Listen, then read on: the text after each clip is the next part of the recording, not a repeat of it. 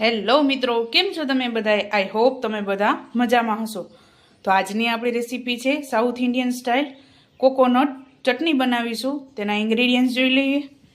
તો અહીંયા આપણે 1 કપ ટોપરાનું જાડું ખમણ લીધેલું છે. આની જગ્યાએ તમે લીલું ટોપરું પણ લઈ શકો છો. 1 કપ ડારિયા લીધેલા છે ફોલેલા. તીખાસ માટે 2 તીખી મિરચી અને 2 આદુના ટુકડા લીધેલા છે. ખટાશ માટે લીંબુ, સ્વાદ અનુસાર મીઠું, જરૂર અનુસાર પાણી, વઘાર માટે રાઈ જીરું, હિંગ અને મીઠો લીમડો. તો ચાલો રેસીપી સ્ટાર્ટ કરીએ. તો સૌપ્રથમ આપણે એક મિક્સર જાર લઈ લીધું છે. તેમાં ડારિયા અને ટોપરાનું ખમણ એડ કરી દઈશું.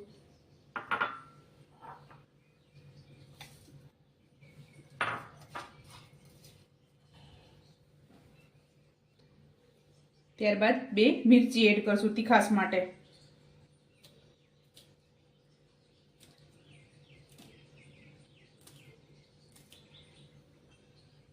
અને આદુ એડ કરી દેશું.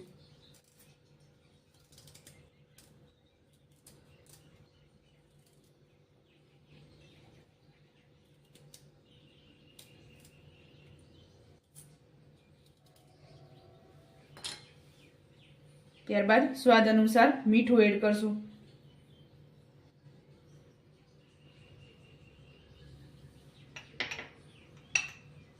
ખટાશ માટે લીંબુ.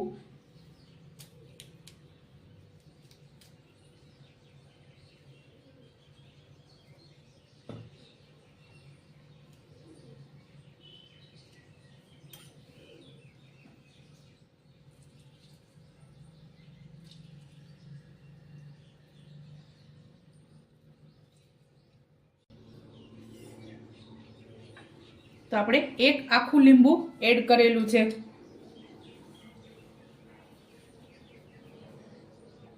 ત્યારબાદ થોડું પાણી 2 ચમચી જેટલું એડ કરશું. તો હવે આપણે આને પીસી લેશું. તો આપણે ચટણી પીસાઈને રેડી થઈ ગઈ છે. તો આપણે આને એક બાઉલમાં ટ્રાન્સફર કરી લેશું. અહીંયા મેં અડધાથી થોડુંક વધારે પાણીનો યુઝ કરેલો છે. 4 ચમચી જેટલું પાણી બચેલું છે.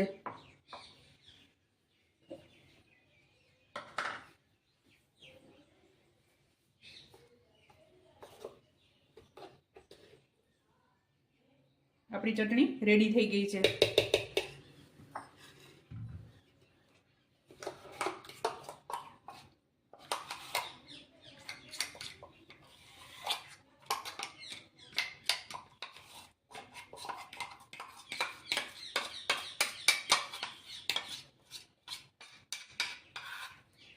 આ ચટણી તમે કોઈ પણ સાઉથ ઇન્ડિયન ડીશ સાથે તમે આનો યુઝ કરી શકો છો.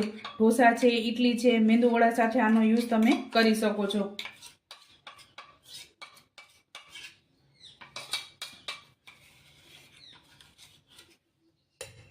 તો આપણે હજી ઘાટી છે, થોડુંક પાણી નાખશું આમાં.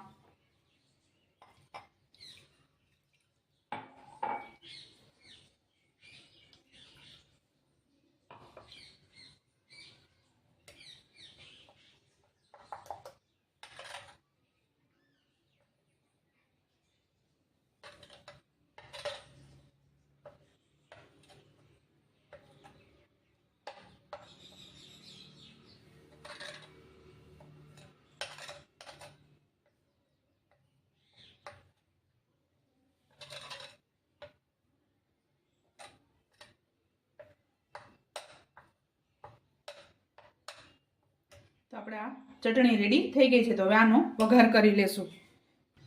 તો આપણે વઘાર માટે વઘાર્યું મૂકી દીધું છે. એમાં સૌપ્રથમ આપણે 2 ચમચી જેટલું તેલ એડ કરીશું.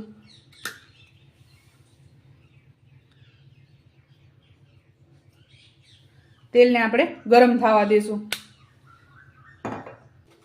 તો આપણું તેલ ગરમ થઈ ગયું છે. સૌપ્રથમ રાઈ એડ કરીશું.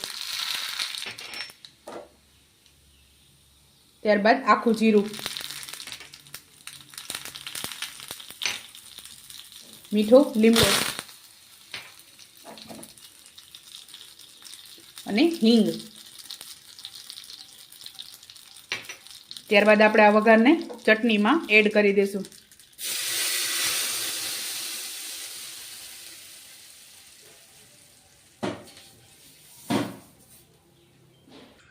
તો આપણે આને મિક્સ કરી લેશું.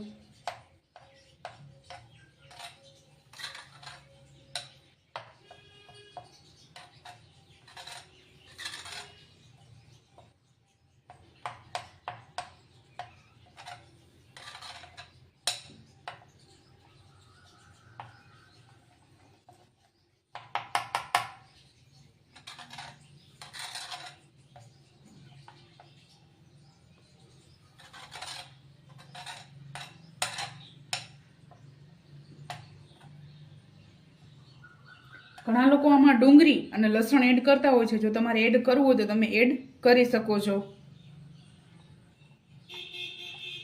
તો આપણી આ ચટણી રેડી થઈ ગઈ છે. તો આને સર્વ કરી લેશું. તો ચાલો મિત્રો, તૈયાર છે આપણી સાઉથ ઇન્ડિયન સ્ટાઇલ કોકોનટ ચટણી. તમે પણ આ જ રીતે બનાવજો અને મને યાદ કરજો. મારા વિડીયોને લાઇક, શેર અને સબસ્ક્રાઈબ કરવાનું ભૂલતા નહીં. તો ચાલો મળીએ નેક્સ્ટ વિડીયોમાં.